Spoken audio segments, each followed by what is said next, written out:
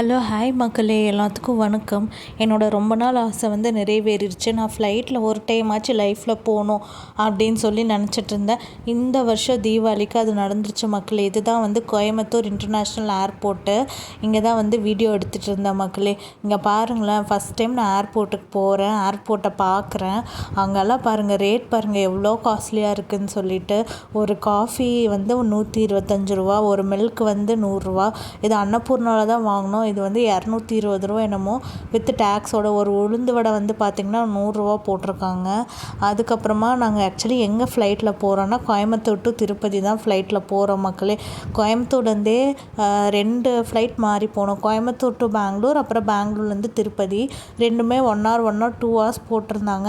Actually வந்து 1/2 hour தான். Coimbatore to பெங்களூரே 1/2 hour தான். அந்த போர்டிங்காக தான் 2 hours முன்னாடியே வர சொல்லியிருந்தாங்க. அப்புறம் 2 hours முன்னாடியே போய் போர்டிங்காக வெயிட் பண்ணிவிட்டு அதுக்கப்புறம் வந்து செக்கிங்லாம் முடிச்சுட்டு போனோம்.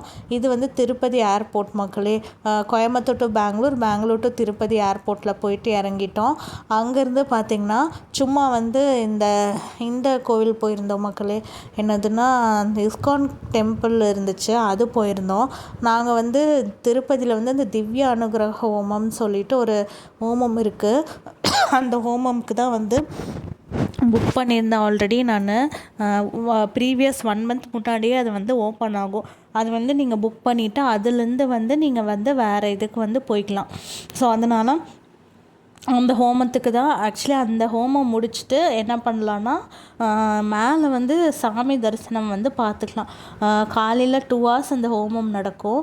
அது முடிஞ்ச பிறகு நீங்கள் அங்கேருந்து பார்த்திங்கன்னா அங்கே ஹோமமில் வந்து சீல் சைன் வாங்கிட்டு சாமி கும்பிட்டுட்டு மேலே வந்து 1 o'clock திருமலை தரிசனம் மேலே போயிட்டு வெயிட் பண்ணணும்.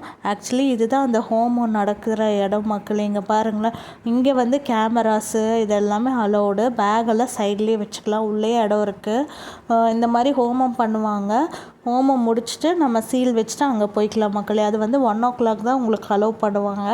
அதுக்கு முன்னாடி போகக்கூடாது அப்படின்னு சொல்லியிருந்தாங்க. டைம் ஸ்லாட்டு நைட்டு 10 மணிக்குள்ளே அன்றைக்கி நாளே பார்த்துடணும். இல்லைனா மேலே வந்து அடுத்த நாள்லாம் போனால் அலோவ் பண்ண மாட்டாங்க. ஏன்னா அன்றைக்கி டேட் இருந்தால் மட்டும்தான் உள்ளே விடுவாங்க.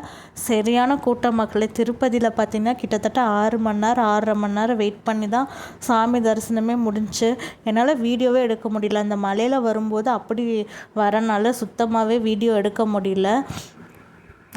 தேங்க்யூ ஆல், பாய்.